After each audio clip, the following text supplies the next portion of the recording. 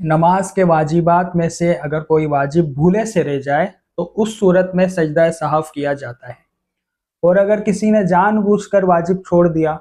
तो उस सूरत में क्या होगा कि सजदा सहव से उसकी तलाफ़ी नहीं होगी, बल्कि उसको नमाज लौटानी पड़ेगी।